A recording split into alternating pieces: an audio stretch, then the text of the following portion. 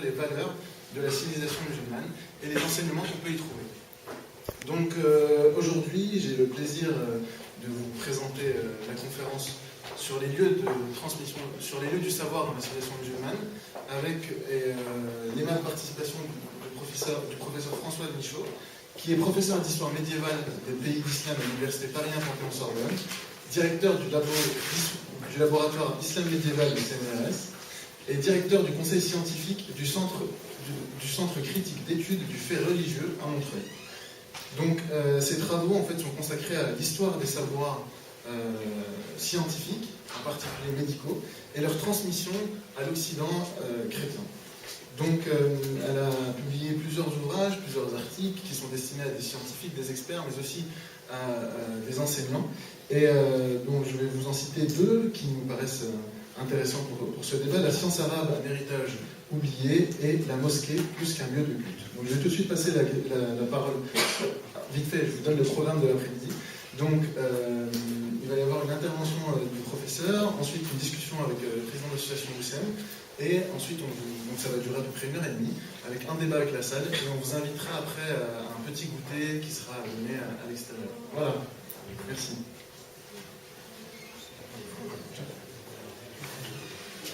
Donc bienvenue encore une fois à toutes et à tous. Donc aujourd'hui, comme vous avez vu, la conférence portera sur les lieux de transmission du savoir dans la situation musulmane.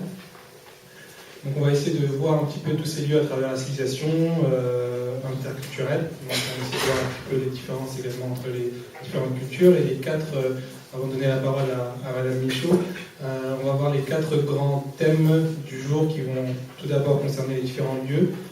Les enseignements qui ont été faits au niveau de ces lieux-là, le rôle de l'axiologie musulmane dans l'édifice de ces lieux, et enfin, un thème qu'on essaie d'aborder avec Mme Michaud, c'est l'application qu'on peut faire, qu'on peut tirer et bénéficier de ces valeurs-là au jour d'aujourd'hui. Donc, je laisse la parole à Mme Michaud et on vous donne la parole après cette conférence pour les questions. Merci.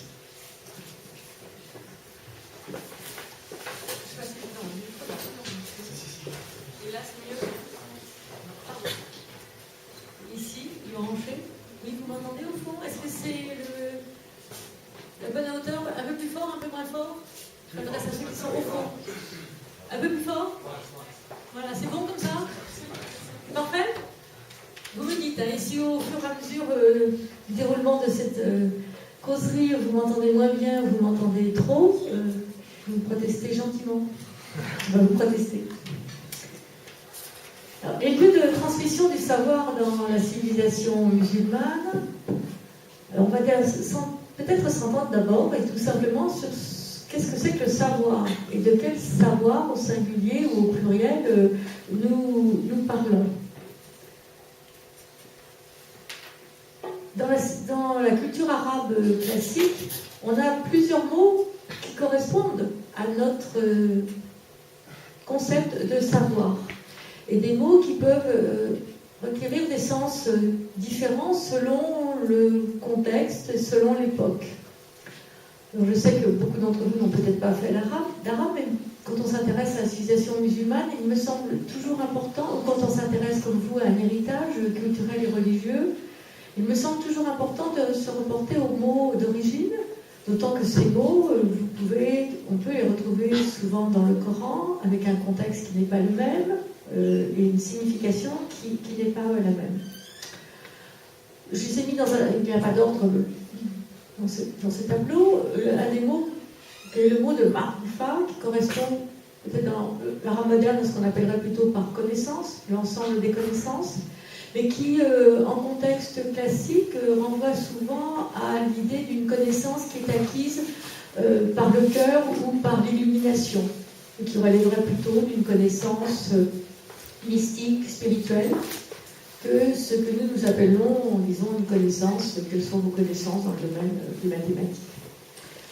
Un autre mot très, très riche est le mot de hikma, qui renvoie à la notion grecque de sagesse, et qui correspond souvent à ce qu'est la sagesse par excellence pour les Grecs, c'est-à-dire la philosophie. C'est l'amour de la sagesse, ce qui veut dire philosophie. Et le